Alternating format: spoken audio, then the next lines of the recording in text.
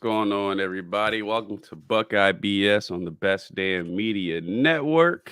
Hope everybody's doing well out there. Happy Mother's Day to all the mothers and all that good stuff. What is going on, fellas?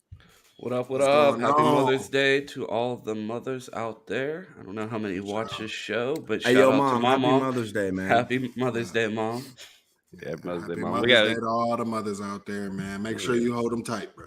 yeah, I we don't know got if we my gotta mom's get more watched a mothers single in the in, episode in the though. chat, man. I Gotta gotta, be our I job. gotta We gotta text get. and see if she's watched an episode. I don't Yeah, know. Buckeye Just BS loves the jump in. moms. But yeah, man, What's it's up, a Sue? beautiful. What's up, Sue? It's a beautiful day outside. What up, Craig? What's good, What up, Terry? I see Bree? you. Mr. C-Bomb. Roll Tide and See, C-Ball. Mom. Happy Mother's Day, Tyler, to your Hey, first C-Ball, hit my phone after the show, man. to your wife's first Mother's Day. That's awesome.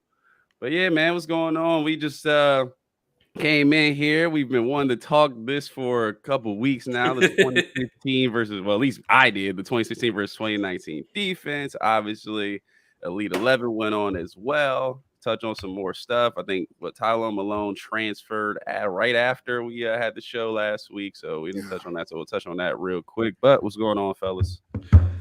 Nothing much. Yeah, we knew we were talking about this because Q cemented it in last week's episode. He said, Yeah. I'm going to tell you next week's episode is about the 2016 defense versus the 2019 defense, and we're locking it in on this episode right now so no one can change the topic. So we are here to deliver on Q's favorite topic, and we are going to compare the 2016 defense to the 2019 defense. Why was this such a important topic to you? What made you want to do this topic?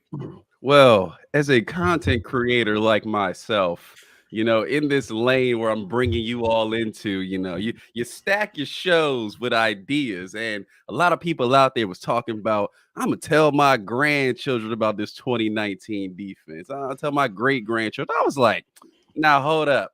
We ain't gonna act like we ain't seen elite defenses in the past few years. And I think people forget just how good that 2016 defense was, especially paired with an offense that was nowhere near as good as the 2019 offense. So that's why I want to talk about it. Okay. So I think the approach we're going to take for this is we're going to go through each position group and compare position by position, and then compare the stats, and then loop back and see after we go through each position how we feel about each defense and which one we think truly is the better defense. Yeah, but let's knock out some house cleaning first, because I'm sure that'll get us going into the well parts of the episode. So before that, I want to ask y'all opinion, because I didn't see much on it on Twitter because I wasn't really on there yesterday. But the Elite 11 came and your boy Aaron Nolan balled out. Let's start with that. How do y'all feel about that? Anybody see him beat Jaden Davis, which will be in the near future? What's going on? I'll start with you, Mike. Give me your opinion. Yeah, man, it was great. From what I hear is that Aaron Nolan had his first win against a team up north quarterback. And I just think that it's the first of many. The fact that he got an automatic bid, I hear that they're still shuffling through and might give out some other invites and things like that. But the fact that Aaron Nolan stood out above the rest and he just went ahead while they were taking a knee and they were talking to him at the end, he won that right away, which shows I think we got a dominant quarterback. People can talk about, he might have been third on our list or whatever that, but I'm happy that we got him. What's up, Ron? Yeah, I'm like Mike said, I'm super excited that he got the automatic bid. It shows that we don't have to hear the favoritism talk if he were to get an invite after not qualifying. So the fact that he earned his way there and won at a regional to get his automatic bid, I think that is awesome. And I think this run on the camp circuit and through this Elite 11 window is really gonna turn into a Buckeye ratings bump. I know he was behind Jaden Davis in the rankings before, but we're going to see after this camp circuit who's the top quarterback. And I'd love to see Air jump up to a 5-star. And I think he's going to really shine at the Elite 11 finals, not only in the combine setting, but also in the 7-on-7 setting. So we got an exciting window ahead here for Aaron Nolan and camp circuit. So I'm hoping to see a big ratings bump for him. Yeah. Cam, you got anything? Um, I mean, the 247 guys was reporting about how they were kind of making it a competition thing between the two of them, with Jaden Davis going back to back with Aaron Nolan. So it's kind of telling for basically them to have put themselves in the type of a one-on-one competition, and the camp decided to say, yeah, like Aaron Nolan's the guy, clear and cut and dry. So I think that just goes to show Ryan Day, as a quarterbacks guru, understanding, being able to recruit. And also, I think that shows that Aaron Nolan is ability to take on coaching and work to get better. Because I mean, we've heard rumors about some guys that were not very happy about being critiqued by coaches with their gameplay. So I see Aaron Nolan every time I see him throw. I see his release getting a little quicker. I see his mechanics getting a little better. So that just shows me that he's working and he's going to come to Ohio State developed and ready to go. So I like it. Yeah, I echo that. I mean, I think it's awesome that they let these two guys go out there and really compete on the camp circuit. I remember we gave Arch a lot of crap for not doing camps and going out there where other guys are dudes and just trying to compete. And this is what you want to see. You want to see these two guys go back to back, compete. Oh, go ahead, Cam. Is there another? I don't know if it's true or not, but did Jaden Davis purposely go to the Georgia one to compete against Aaron Nolan? I don't know. I don't know. But it's so. That's Congratulations, awesome. you played yourself. Yeah. Like I thought I read that he went there purposely to compete against Air, and it backfired. So I'm not sure if it was purposely to go against Air, but they what Elite 11 does, they go regional. I'm not sure, have they touched Jaden Davis region yet? I mean, that may be the closest because he's in North Carolina. So okay, because if South Carolina, North Carolina.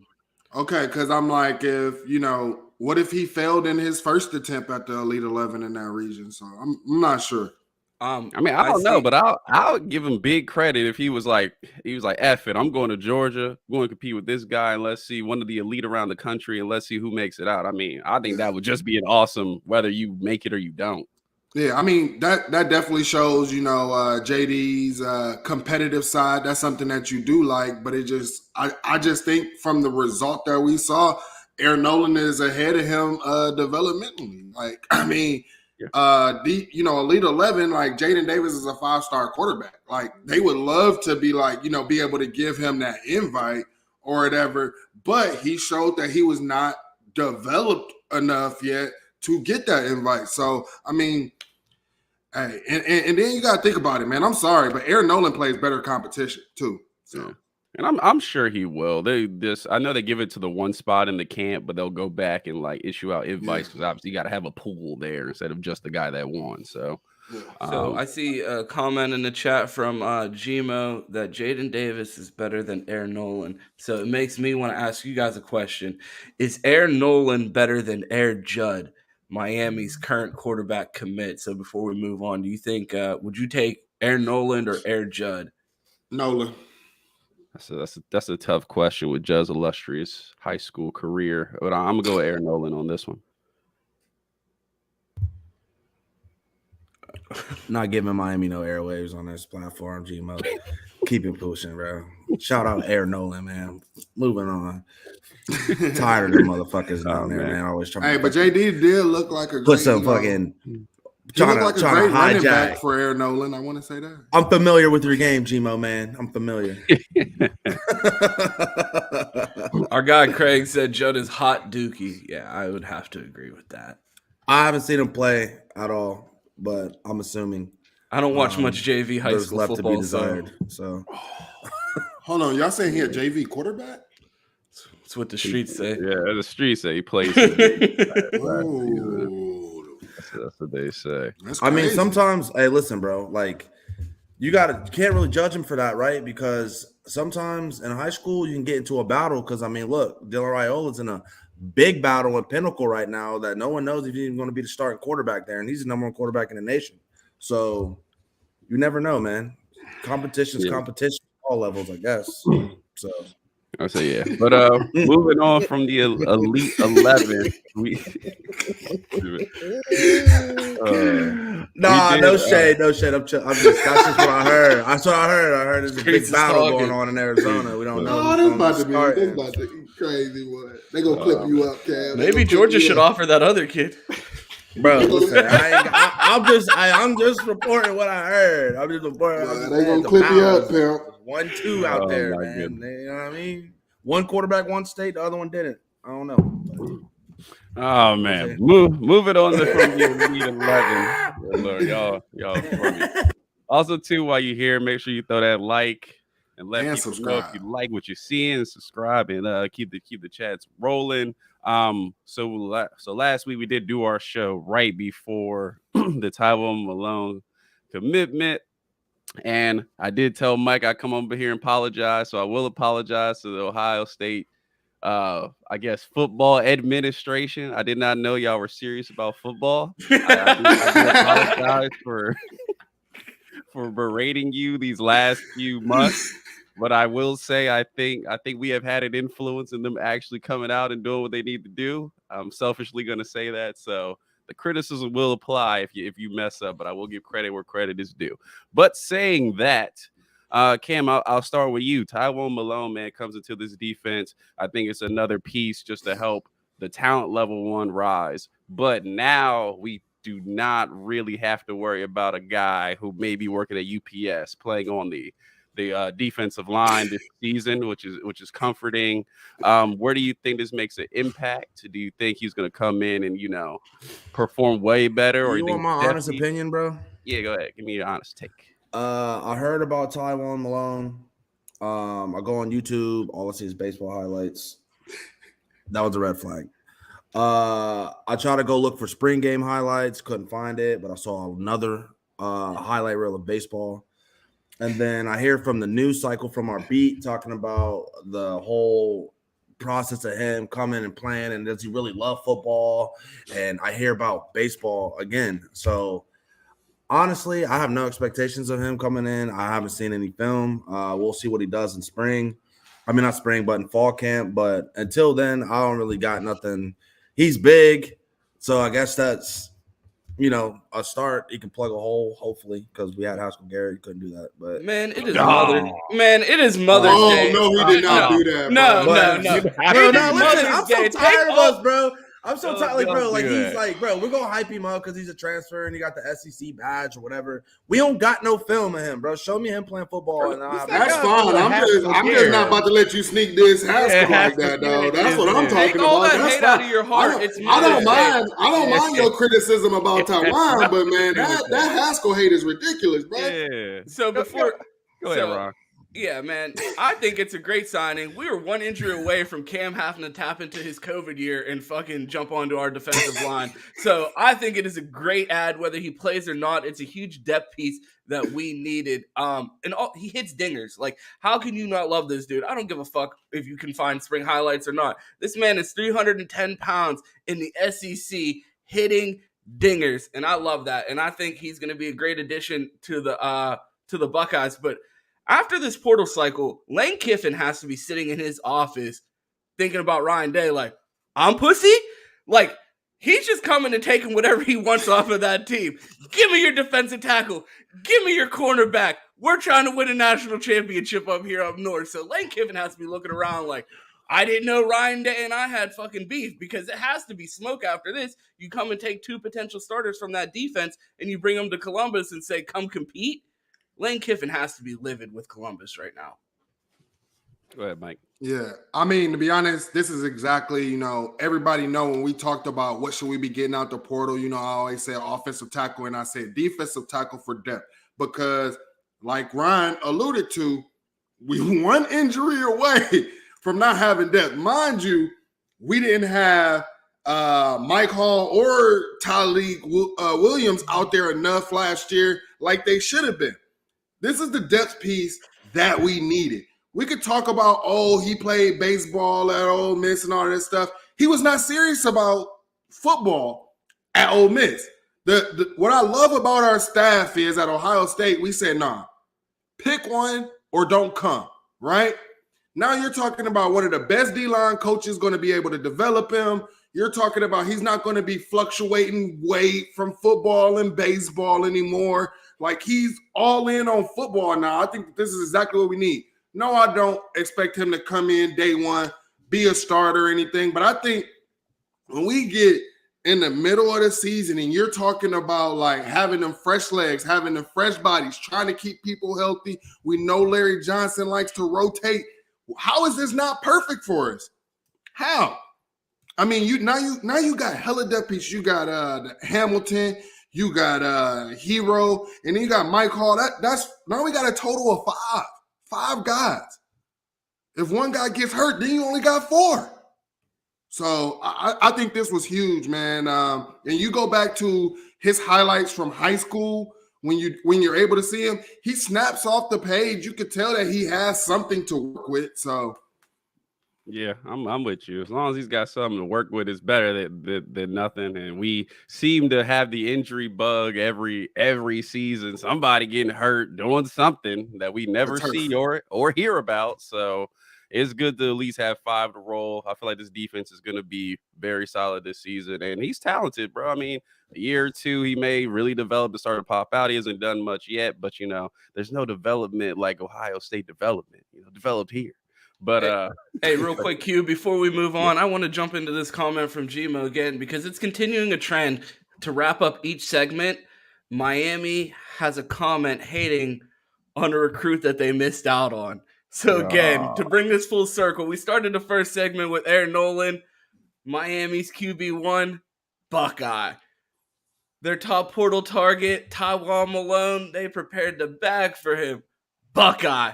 So again, Gmo, I appreciate you tapping in and acting like you don't want these recruits, but they also for Ty. Yeah, bro, you're right. We got the bottom 3 of the SEC. We probably should have went to the Conference USA instead and found a starter like you guys. So we'll keep that. We'll keep that noted next time. Sheesh. This dude Cam crazy. Hey, but I do want to say shout out. Mighty Tide. I do want to say shout out to that new collective. I think it's the 1870 Cohesion or something like that, or 1890 Cohesion.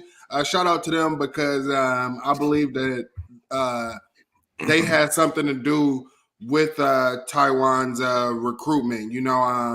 People. I mean, Ryan Day wasn't able to hit the portal very, very hard the first time around. But somehow we got the resources and we got everything to where we can get some guys. So, hey, shout out to Sue. Miami is down bad. Yes, I mean, but like shout I out told to you, D Foundation too, real quick too. I saw Brandon in his touchdown on campus, grab him his charger. I seen the Alabama haters saying we was giving out chargers in 08. But anywho, what was you about to say, Cam? like we talked about earlier though, like keeping it a bean, like bro, like we got a lot to prove with like interior D-line like recruiting. Like we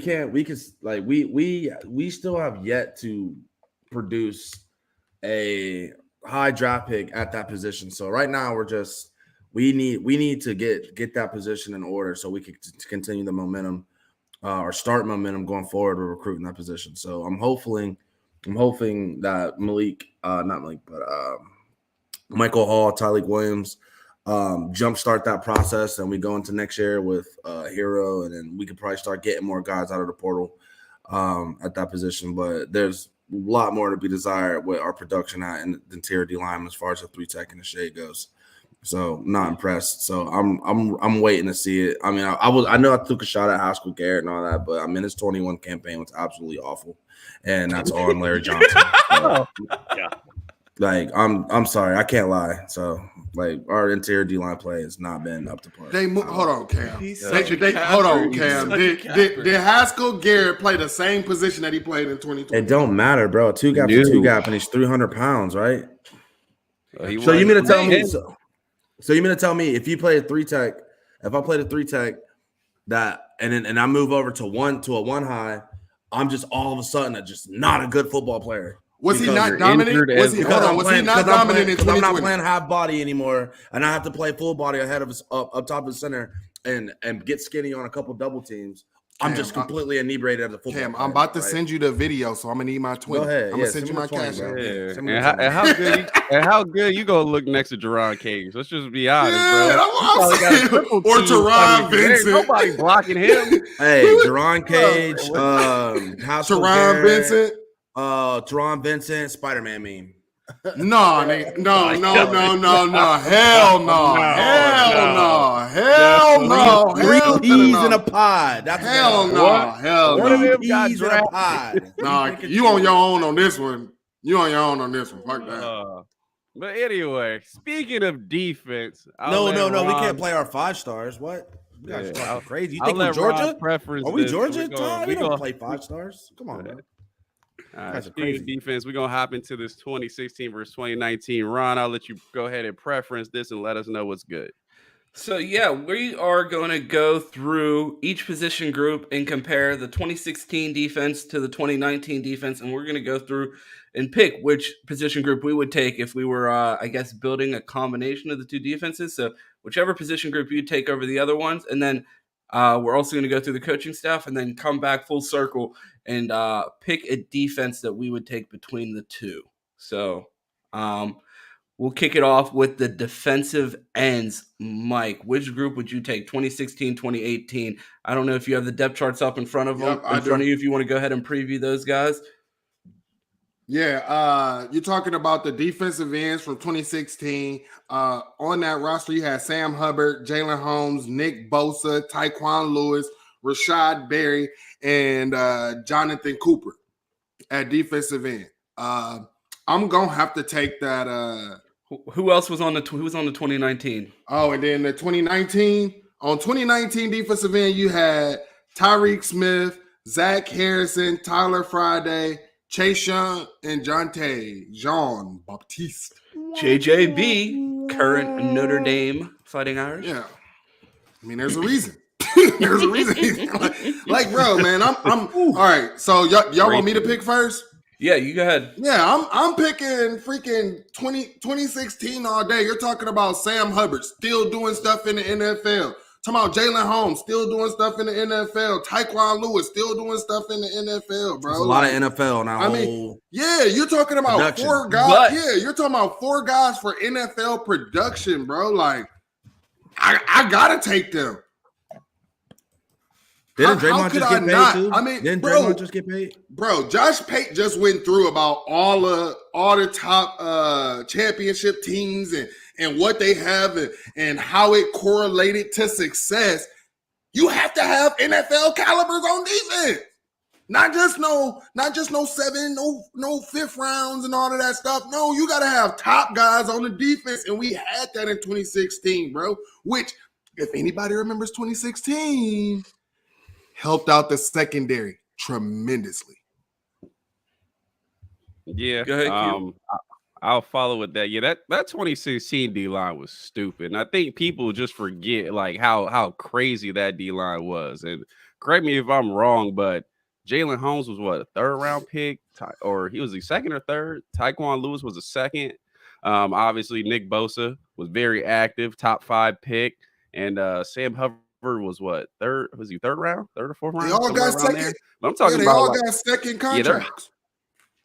Yeah, high round pick guy. I just remember that defense just coming in and just fucking rotating guys, and it was just like every down it was a pass rush. These dudes really dominated, especially on the defensive end. I don't think it's close. I mean, Chase Young kind of carried that bunch and was really dominant, especially because Jonathan Cooper was hurt that year and didn't really help much. And a young Zach Harrison. So that on the defensive inside, that's the 2016 defense clears majorly. Yep.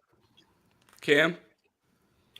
They pretty much touched on it all, man. Ain't really much to say, bro. I mean, once you hit Tyreek Smith, Zach Harrison, and Tyler Friday, and it's just like next speaker. So see, I guess I'm gonna be the only one to go out here on a limb and say, we about to go to the next position group. That's easy. We're talking about freshman Nick Bosa. We're talking about prime Chase Young. Chase Young had 16 and a half sacks that year and was a fucking complete game wrecker. I'm going with the 2019. Just because of the pure production of the top end from Chase Young. What?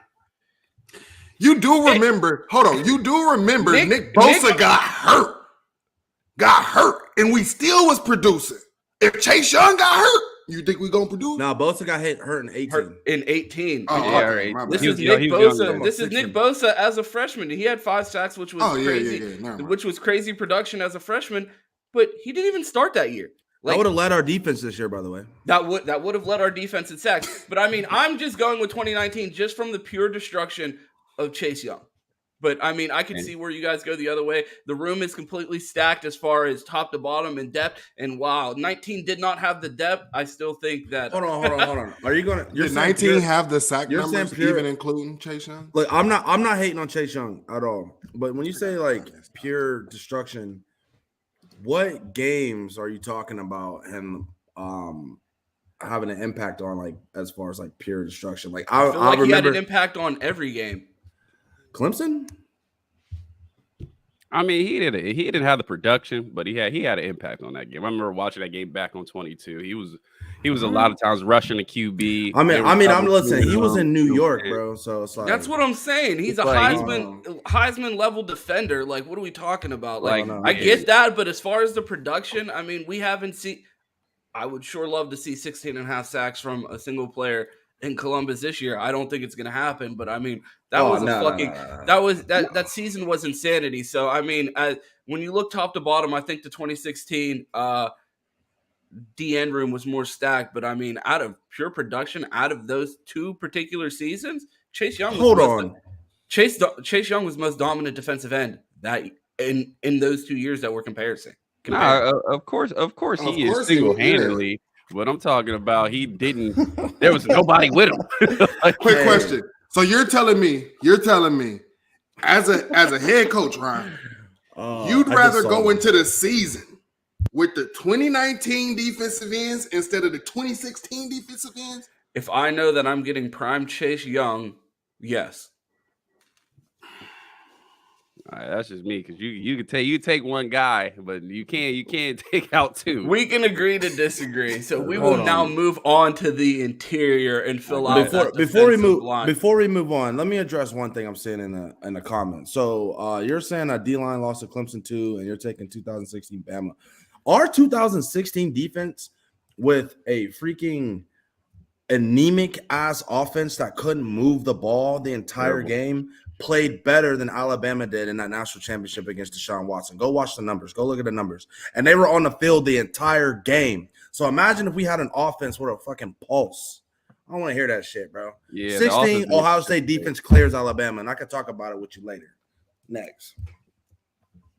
So, yeah, we're going to move on to the interior. Mike, I'm going to pitch it to you. Are you going with the 2019 interior or the 2016? Go ahead and give us a preview of who that is. All right. On the interior in 2016, we had Draymond Jones, Devon Hamilton, Ja'Shawn Cornell, Michael Hill, locked up, Robert Landers.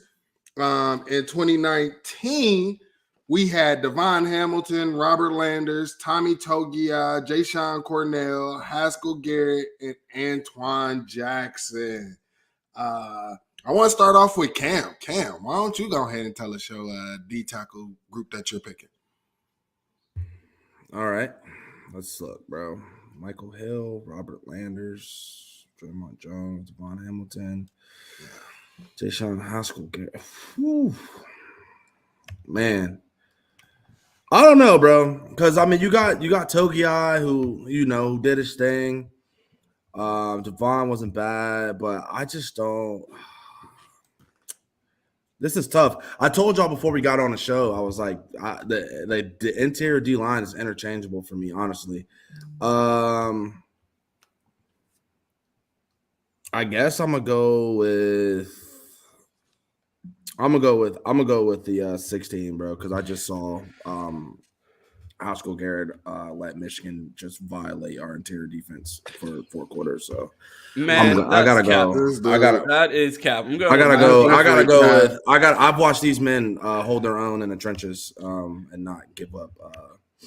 So you hear the 300 overlap rushing between yards. those two defensive lines when you compare 16 and 19. Ja'Shawn Cornell and Devon Hamilton were both on that 16 team, and they both had outstanding years in 19. Those two combined for 10 sacks, 17 tackles for loss. And then with the depth with Haskell and Tommy and knowing the careers that they had behind them, I'm going with the 19 as the interior. I mean, I know they probably benefited from, you know what I mean, has sacks and things like that with Chase being a disruptor and things like that.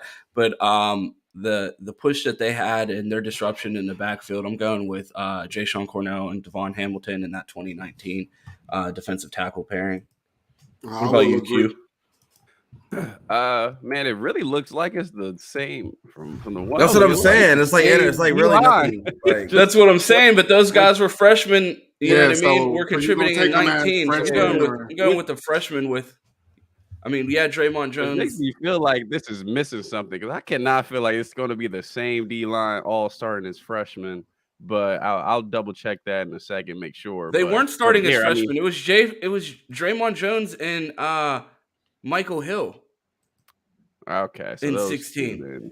All right, Devon Yeah, I okay. Hamilton mean, and Ja'Shawn Cornell were freshmen on that the team. thing about the 2016, bro, you got Draymond Jones, NFL guy, Devon Hamilton, an NFL guy, or whatever. 2019, you would pick 2019 off of production alone, but I Yeah, I would take. I just feel like they had their production because motherfuckers was triple teaming Chase Young. I mean, I'll take the 2019 defense. I mean, I remember them really coming. I remember just, like in the Clemson game really just reminded me of how much Davon Hamilton and BB Landers were really disruptive in that 2019 year. I remember Draymond Jones, but I don't really remember, maybe because what am I say? Yeah, exterior was so good, the interior kind of gets forgotten for that 2016 defense. So I will take the 2019. Before we move on to linebackers, Sue had a great question that I think we are going to tackle on next week's episode or the episode after that. When are we going to have an elite defense with an elite offense? Will it happen this year? I think Sue might have just pitched us a whole episode idea, and we're going to put that in our back pocket and save that for another day, Sue. But I think that might be a full episode for us here in the next week or so. So we move on to linebackers. Mike, go ahead and tell us who the linebackers are and let us know which position group you are taking. Yeah, so linebackers in 2016, you had Chris Worley, Jerome Baker, Raekwon McMillan, Craig Fada, Jerome Baker, Dante Booker, and Joe Berger from the 2016, right? In 2019, everybody's favorite. You got Pete Warner, Justin Hilliard, Tuff Borland, Baron Browning, Dallas Gant, Malik Harrison, Kayvon Pope, Taraji Mitchell. I'm going with 2016, bro. I'm sorry. Anything with Tuff Borland just brings everything down. Dallas Gant couldn't even get on the field at Ohio State. Taraji Mitchell couldn't even get on the field at Ohio State. 5-star film monster too. Yeah, I mean, I just got to go with freaking 2016, bro. I mean, Chris Worley might not have done anything really in the NFL, bro, but he had that hungry mentality, that Cleveland mentality. We already know Jerome Baker still doing stuff in the NFL. Raekwon McMillan was an NFL guy.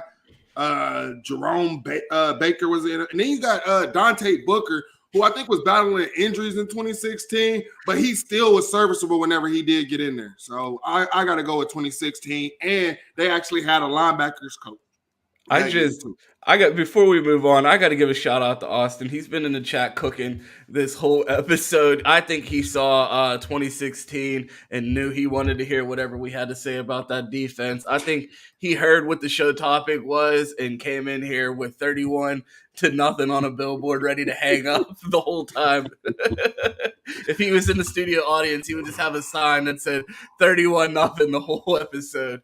But yeah, dude, I agree with everything Mike said there. He touched in right on what I was thinking when we got to linebackers. I cannot pick anything that includes Tuff Borland, and that's pretty much the totality of my analysis there. Q, what do you think?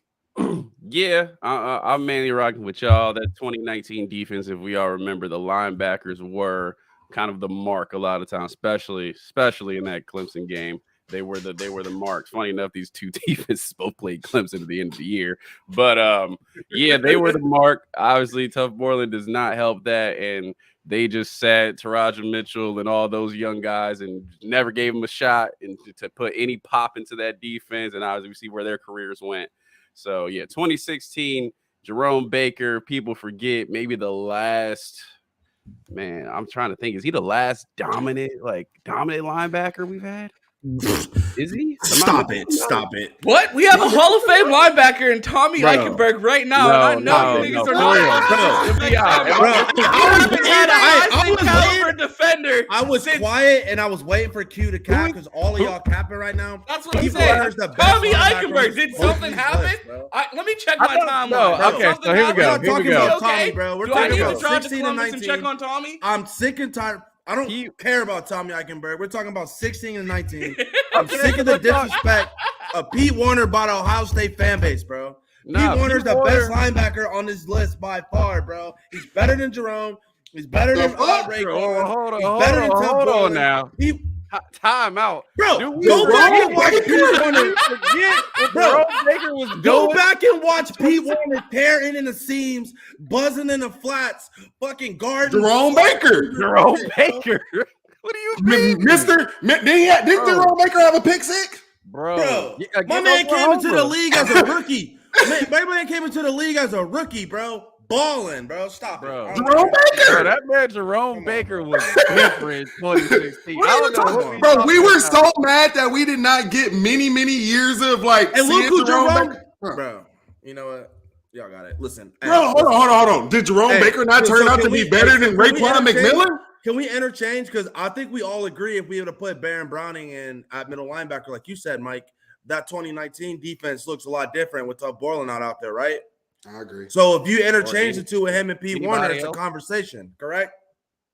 I think Pete would still be Pete. No, I'm saying if you take out Tough and put Baron Browning in there as the Mike backer and have Pete at will, I'm feeling like that's fucking with Raekwon and Jerome.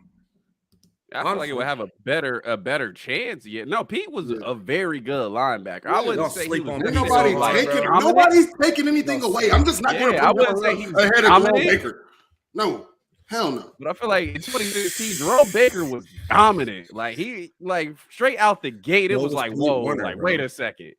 So before we're about to move on to the secondary, and I think we were gonna have corners and safeties, but I think we're picking the same team once we break down these rosters. So I'm going to make it a full-on secondary comparison, Mike. So give us the 2016 corners and safeties, and then give us the 2019 corners and safeties. Because I mean, when you hear these, I think this is a no-brainer. This both is ways. Crazy. Let's hear that 2016 team, Mike. 2016, your cornerbacks were Garyon Conley, Damon Arnett, Marshawn Lattimore, and Denzel Ward, with the safeties over top as Malik Hooker, Eric Smith, Damon Ward, and Jordan Fuller.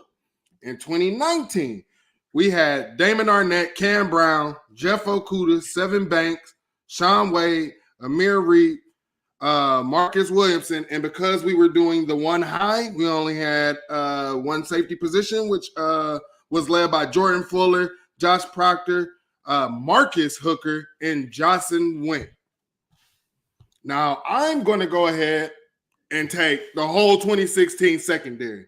You're talking about first-rounder Garyon, first-rounder Damon, first-rounder Marshawn, first-rounder Denzel Ward. Mind you, Damon Arnett had that dog in him. Malik Hooker, one of the best safeties that we have seen. Like I said, one of the best safeties we have seen coming out of Ohio State, bro. Like, I have to take them, bro. Like, compared to that 2019, talking about Cam Brown, undrafted. You're talking about Amir Reed got sexed up by what's his name? Trevor Lawrence. Cut him up in the goddamn CFP, bro. Marcus Josh Proctor. No. Hold on. Amir Reap got cut up in a Clemson game too. They both might have.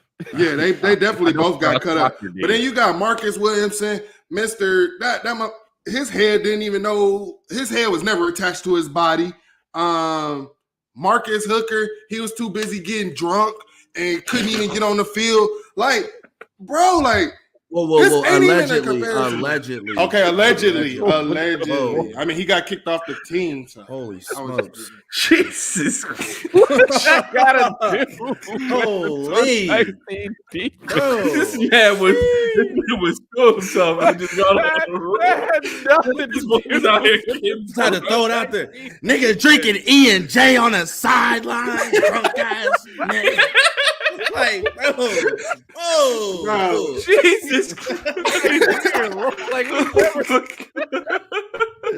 G-Bo said Mike the Fed. G-Bo said Mike is the Hey, I'm just keeping it real out here, man. Yeah. Hey, before Mike accuses anybody else of having a substance abuse issue, I'm gonna move on to the corner. I'm gonna talk about the lead that Mike buried. Malik Hooker, man, PA boy, turning up. He had 7 interceptions that year. When I pulled up the stats, it took me back because, man, we don't intercept the ball on defense anymore. And I was adding up all the interceptions. It was 15 just between the 2 corners and Malik Hooker. Like, I mean, that's a no-brainer there. The ability to take the ball away. And that was one thing I know Cam said 19 and 16. That's all we're talking about. Man, Jim Knowles, they told us he was going to come take the ball away. He was going to gamble. He was going to come create turnovers. Where are they? I just need someone to fucking intercept the ball. I want to see our defense posing for pictures after touchdown. I want to see them. I want to see them having a good time scoring. I don't want, you know what I mean, JTT to have to do his Malik Hooker impression out there. Like, come on, bro, one of our corners need to intercept the ball. What was Jim Knowles supposed to do when he calls a zero blitz that hits and Cam Brown doesn't have the athletic gall? That's sit on a 5-yard out route and 19 corners because it don't make no sense. It's like, all right, so I criticize Jim Knowles too, but it's like when you watch the film, we called that barrel blitz against Michigan, and they get in. Tommy Eichenberg, your boy, gets in untouched.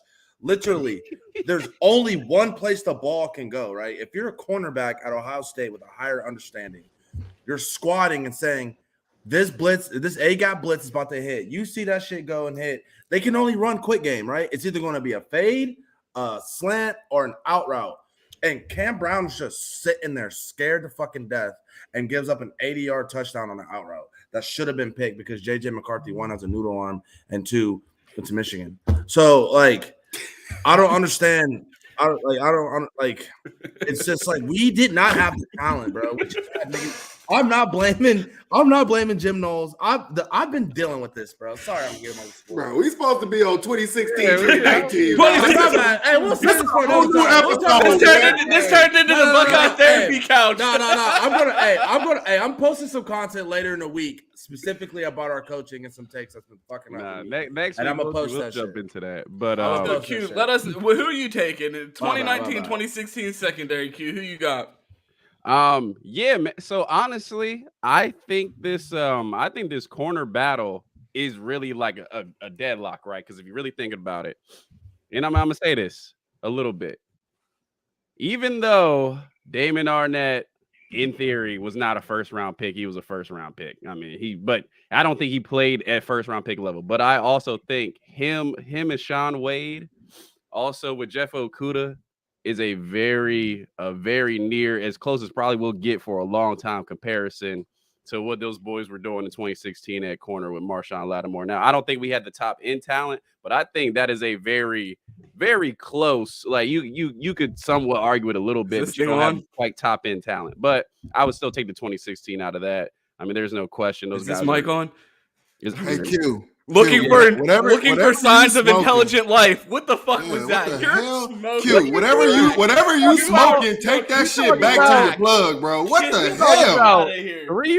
3 corners playing at first round level versus 3 corners playing at first round level. Like, I mean, how many times do we go? 3 actual first rounders versus 3 niggas that got drafted in the first round. I said it doesn't have the high end talent that 2016 had. I said that. You talking about 4 first rounders, bro? Oh, I'm Come sorry. on, Seven Banks couldn't even play at Ohio Okay, State. one.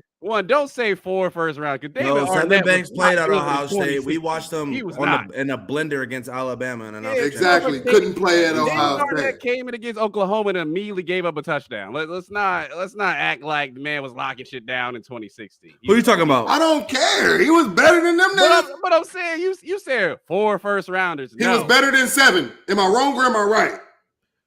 He's better than Cam Brown. Am I wrong or am I right? Absolutely right. Cam Brown. Like not even a Okay, you got Amir Reed and Marcus Williamson as well, man. I mean, what the heck? Okay, if you want to put him in the category of Sean Wade, okay. Let me know what I'm talking about. Anyway, Bro, he better than Sean Wade on the And this outside. man's talking about Sean Wade like we ain't see that man play in 2020. Nigga, we know who that is. I'm not doing Whoa. And he had turf toe, allegedly. I'm not doing years. Allegedly. That's why he was playing like that. He had turf toe, and he switched the scheme. They put him on the outside. He's not an outside guy. Yeah, I'm not doing years we ain't discussing. Yeah, he fell apart next season. But anyway, yeah, you go to the safeties, and it's not a question. I mean, Malik Hooker was ridiculous. He was an alien, obviously. Probably maybe the best safety I've seen probably play at Ohio State. So yeah, it's 2016, no question. What about the safeties? I just said the safety. Malik Hooker. Yeah, Malik Hooker. I mean, oh, okay. Did you give us your secondary? Damon Webb was solid. So the best safety you ever seen play at Ohio State is a reach, but I'm gonna touch that later, bro. Who said that? I said one of the best. I said one of the best. Maybe the best. Cam said the best. Cam's trying to hate because he's a Whippeal all-star. Nah, bro, the best. All right, Whippeal great. But before we move, all right, we're about to move on and wrap this up. So, we want to give our we're going to pick a total defense and pick a coordinator too. We're going to combine these two segments, and you tell us which defense you're taking over the two in totality, and give me which coordinator and defensive staff you are taking. Mike, start us off. Oh, damn.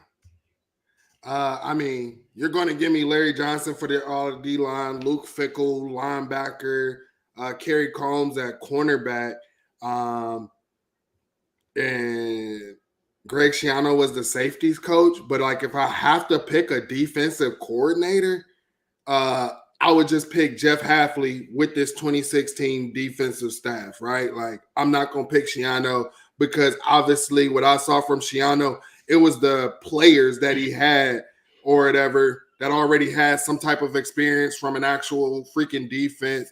But soon as Luke Fickell left, Greg Schiano was trash. So you got to give me Jeff Hafley. Q, how about you? Yeah, for coordinating, give me Jeff Hafley. But can we put on unsolved mysteries? What the fuck happened with Greg Schiano between 2016 and 2017? You want to talk about guys drinking or something? I don't know what if he was taking acid before those games in 2017, because this defense did not even resemble the defense it did the next year. It was just like I was like, I don't know what happened. That was one of my famous mysteries of Ohio State football. What happened between those 2 years? But yeah, Cam? They were.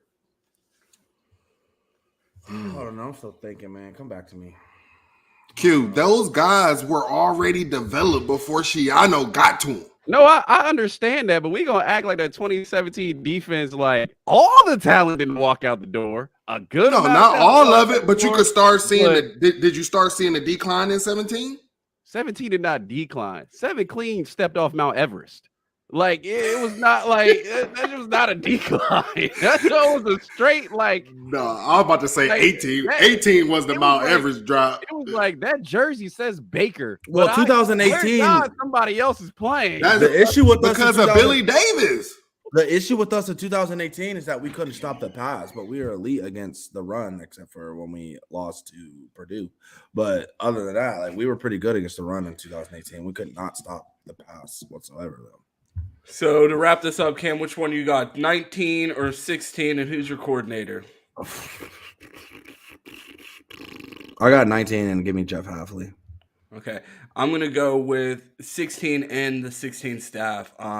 Give me Luke Fickell. He's a head coach for a reason. Greg Schiano is a head coach for a reason.